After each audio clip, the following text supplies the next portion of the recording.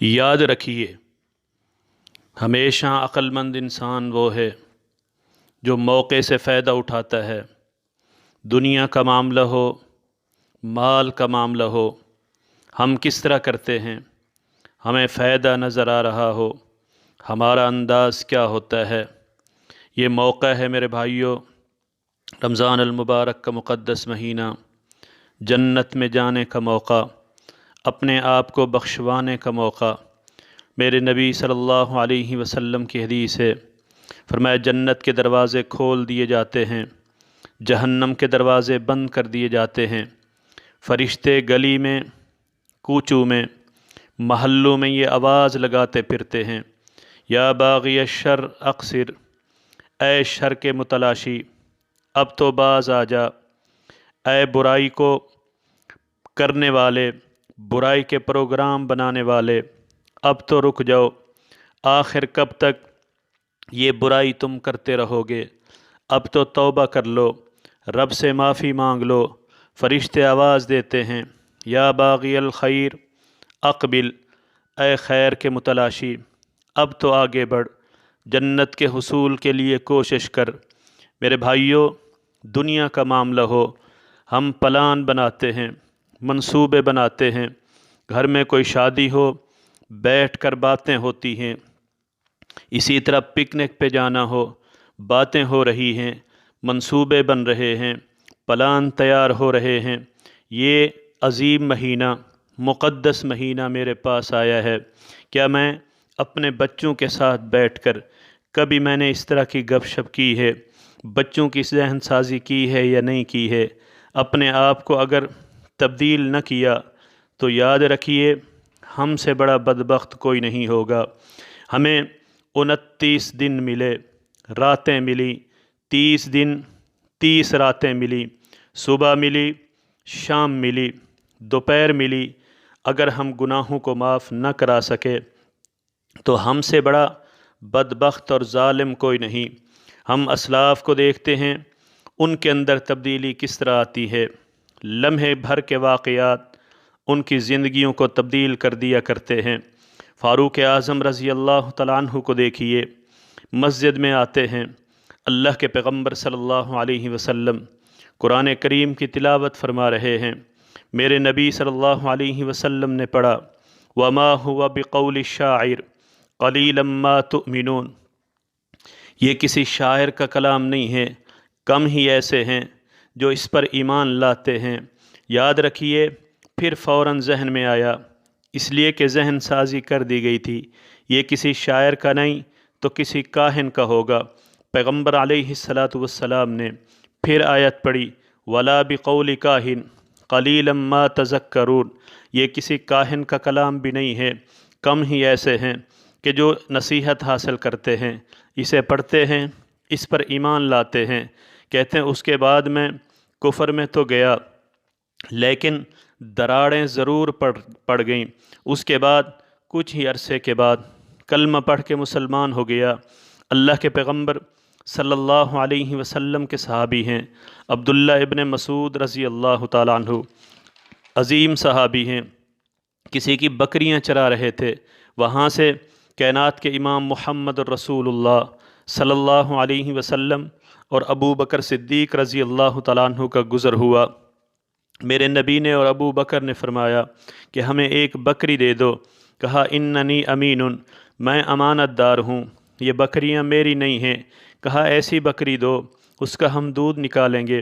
جو بکری دودھ نہ دیتی ہو، ایک بکری دی، اس کے تھنوں کو کائنات کے امام محمد الرسول اللہ صلی اللہ علیہ وسلم نے ہاتھ لگایا، قربان جائیے، تھن دودھ سے بھر گئے۔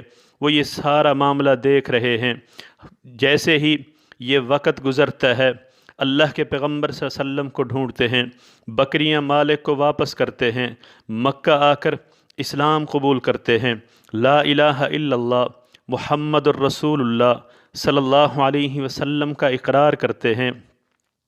وہ چیز چھوڑ دی، وہ نظریہ چھوڑا جو ابن مسعود رضی اللہ تعالیٰ عنہ کا تھا، وہ نظریہ چھوڑا جو آبا و اجداد کا تھا۔ ہر گناہ کو میرے بھائیوں ترک کرنا ہے، چھوڑنا ہے، چاہے اس کا تعلق چہرے سے ہو، چاہے اس کا تعلق لباس سے ہو، چاہے اس کا تعلق کسی معاملے سے ہو، وہ بڑا ہو وہ چھوٹا ہو، چاہے رمضان ہو چاہے غیر رمضان ہو۔ بسا اوقات جب گناہ کی بات ہوتی ہے ہمارے ذہن میں یہ بات آتی ہے، بڑے بڑے گناہوں کی طرف ہمارا ذہن چلا جاتا ہے۔ گناہ کیا ہے؟ فرمایا الاسم ما حاک فی نفسک وکرہت ان یطلع علی الناس۔ گناہ وہ ہے کہ جسے تو کرے اور تیرے دل میں، تیرے سینے میں کھٹکا پیدا ہو، کہیں ایسا نہ ہو کہ لوگوں کو پتہ نہ چل جائے۔ اس طرح کے گناہ سے میرے بھائیوں مستقل بچنا ہے، ہمیشہ بچنا ہے۔ ہم اسلاف کو دیکھتے ہیں، ایک ایک لمحہ زندگیوں کو تبدیل کر رہا ہے۔ ترغیب و ترہیب اٹھائیے۔ قاضی فضیل بن عیاض رحمہ اللہ عظیم محدث ہیں، اس سے پہلے یہ بہت بڑے ڈاکو تھے۔ اگر انہیں پتہ چل جاتا کہ کسی گھر میں کوئی حسین عورت یا لڑکی رہتی ہے، جب تک اس کی عزت سے نہ کھیلتے تب تک چین اور سکون سے نہ بیٹھتے۔ ایک دن ایک گھر میں کودے، گھر والے کو کس طرح دیکھتے ہیں، وہ کھڑا ہوا ہے، نماز پڑھ رہا ہے، قرآن کریم کی تلاوت کر رہا ہے اور یہ آیت پڑھ رہا ہے الم یأن للذین آمنوا ان تخشع قلوبہم لذکر اللہ۔ ان اہل ایمان کو کیا ہو گیا، مومنوں کو کیا ہو گیا، ان کے دل اللہ کے خوف سے کب ڈریں گے؟ اللہ کا ذکر کرتے ہوئے ان کے دل میں خوف پیدا کب ہوگا؟ یہ ڈرتے کیوں نہیں؟ کہا قاضی فضیل بن عیاض تجھے کیا ہو گیا ہے؟ زندگی ہو گئی ڈاکے مارتے ہوئے، زندگی ہو گئی لوگوں کی عزت کے ساتھ کھیلتے ہوئے، تمہیں خوف نہیں آتا؟ اللہ کا خوف دل میں آتا ہے، توبہ کرتے ہیں، استغفار کرتے ہیں۔ آج وقت کا عظیم محدث نظر آتا ہے، آج لوگ ڈاکو کے نام سے نہیں جانتے، آج لوگ عظیم محدث اور قاضی کے نام سے جانتے ہیں۔ اسی طرح پیغمبر علیہ السلام کی حدیث ہے صحیح بخاری کے اندر، ایک عورت جنگل سے گزر رہی تھی، اس نے کتے کے پلے کو دیکھا، زمین پر پڑا ہے، زمین کو چوس رہا ہے، ہائے ہائے زمین کو چوس رہا ہے، وہ وہاں سے گزر رہی ہے، اس نے پانی کسی نہ کسی طریقے سے نکال کر اسے پلایا جنگل میں۔ اب وہ سوچنے لگی کہ جو میرا رب اس کتے کے پلے کو جنگل میں روزی دے سکتا ہے، اے تو بدکارہ عورت تو کیا کرتی پھرتی ہے؟ کیا وہ رب تجھے روزی نہیں دے گا، تجھے رزق نہیں دے گا؟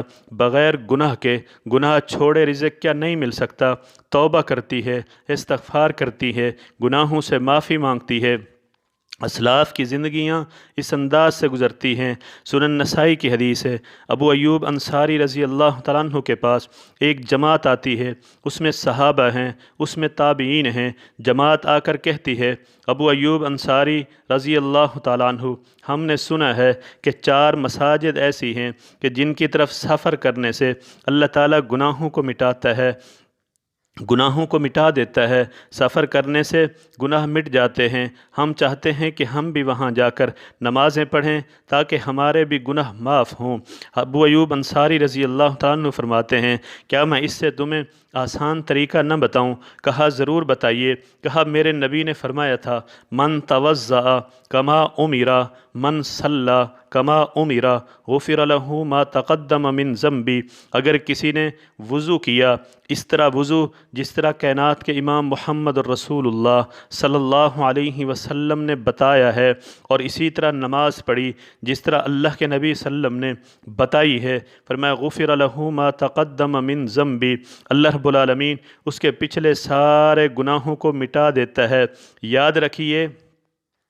یاد رکھیے اس انداز سے کتنے حریص ہیں نیکیاں کمانے کے لیے، گناہوں کو مٹانے کے لیے کتنی دلچسپی رکھتے ہیں، تڑپ رکھتے ہیں۔ لوگ اسلاف کو تو تانے دیا کرتے تھے کہ آپ کا ہر عمل پیغمبر علیہ السلام سے پوچھ کر ہوتا ہے، آپ کو اللہ کے پیغمبر نے ہر چیز بتائی ہے۔ حدیث میں آتا ہے سلمان فارسی، بخاری مسلم اٹھائیے، سلمان فارسی کو لوگوں نے تانا دیا کیسا نبی ہے جو استنجے کا طریقہ بتاتا ہے؟